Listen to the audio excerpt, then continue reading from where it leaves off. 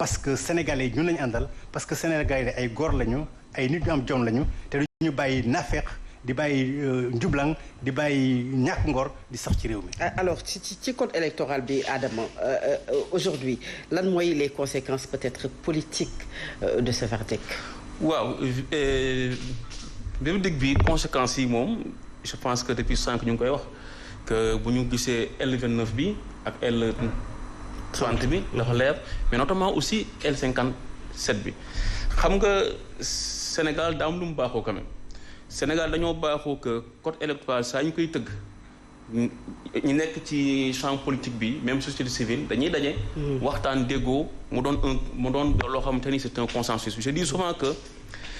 la matière électorale ne relève pas des prérogatives du chef de l'État. dafa di loo xamante ni ñëpp a ko bokk gannaaw ñëpp a ko bokk kon diisoo day baax ba ñu déggoo ci ana lu ñuy def ana lu ñu dul def mais malheureusement qu'est-ce qui s'est passé. bi ñu condamné Karim Meïssa Wade je crois c'était en 2015 Khalifa Sall en 2017 je ne sais plus donc en réalité ni Karim ni Khalifa ne perdaient pas leur droit d'être candidat en 2024 code électoral bi dàqu leen woon li leen dàqoon ci élection yi moo doon l'article 57 bi ñu modifié en juillet 2018 loolu moo leen dàq ci élection yi ci lañ jël le qualificatif électeur yokk ko ci ginnaaw citoyen. Pour être candidat il faut être citoyen électeur maanaam pour inscrire sur les listes donc vu que léegi mënuñu inscrire sur les listes parce que article boobu dugal nañ ko ci mais loolu moo taxoon mënuñu nekk candidat parce que au Sénégal avant 2018 dafa amoon ñaari distinction yu am la qualité d'électeur ak la qualité de candidature autrement dit mënoon nga nekk électeur te doo nekk candidat tout comme mënoon nga nekk candidat te doo nekk électeur mais 2018 pour ñu éliminer Karim ak Khalifa ci la ñu boole ñaar yooyu mu doon benn bi ñu ñëwee nag léegi en 2021 moo indi coow li xam nga je dis souvent que kon kii bii nii lii bu amoon en 2020 du am benn tension ça allait passer même inaperçu benn tension du ko am bu fekkoon te ni c'était un procès boo xamante ni c'était en 2021 ou 2020 2019 et autres parce que c'est en 2021 maintenant la ñu changé waat le code électoral dugal ci que pour maanaam lorsqu'on est condamné à une peine supérieure ou égale à 6 mois supposons avec sursis pour tout autre délit boobu moom la ñu yokk en 2021 amu ci woon mais loolu nag fa la coow li ne xam nga coow li mooy lan élection présidentielle c'est une chose très sérieuse et c'est la chose je peux dire la plus sérieuse même dans une république notamment une république comme les nôtres ndax ñun comme ni mu ko waxee léegi monsieur Mbodj ñun dañoo am ay républiques yoo xamante ni chef de l'État bi daanaka moom mooy polariser toutes les attentions parce que aussi moom moo am également de fait tous les pouvoirs et là je reprends ce que Ousmane Tanor Dieng avait dit à cet effet-là mais aussi ce que Idrissa Seck avait dit que le président il vampirise toutes les autres institutions il a le droit de vie et de mort sur ses citoyens damay ñu rappeler aussi ce que le président Abdoulaye Wade avait dit bi coow Sonko bi en 2021 commencé dafa bindoon benn lettre pour apporter son soutien à Ousmane Sonko il nous avait dit également que parfois le juge sénégalais il ne reçoit même pas d'instruction mais il essaie d'imaginer ce qui peut plaire au chef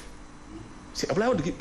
qui l'a dit cela dit quoi gis nga coow li yëpp mooy article yooyu moo ñu indil tension parce que xam nga élection présidentielle nu amee solo dañuy tànn ki nga xamante ni moom dong ak benn nit dong mooy incarner une institution l'institution présidentielle est la seule institution qui est incarnée par un seul individu par une seule personne mais toutes les autres institutions sont collectives maanaam assemblée nationale ay nit a ko sekk et pouvoir judiciaire ay nit a ko sekk leneen ay nit a ko sekk kon loolu dafa am solo bu ñu ñëwee nag léegi ay sénégalais toog moo xam ay milliers de sénégalais lañu wala ay centaines de sénégalais mais mu am un droit fondamental mooy le droit de choisir pacifiquement un candidat ñu ne la kat yow kii nga bëgg a choisir pacifiquement déedéet doo ko choisir am aussi un droit fondamental également reconnu aussi par la déclaration universelle des droits de l'homme mooy le droit d'être candidat ñu ne la doo ko doon ndax lan ñu ne parce que dañ laa condamné pour diffamation c'est ça le problème c'est-à-dire que Sénégal je dis que nous ne sommes plus dans une régression démocratique. Madame, le problème c'est le chef d'inculpation. Mais c'est le chef d'inculpation. Diffamation. Mais quelqu'un qui est condamné pour viol. bu mën a tere nit mu nekk un candidat qui est condamné pour viol. wala pour détournement de deniers publics wala et cetera, ah oui, ça quand même, viol, c'est extrêmement grave. Nous sommes tous d'accord.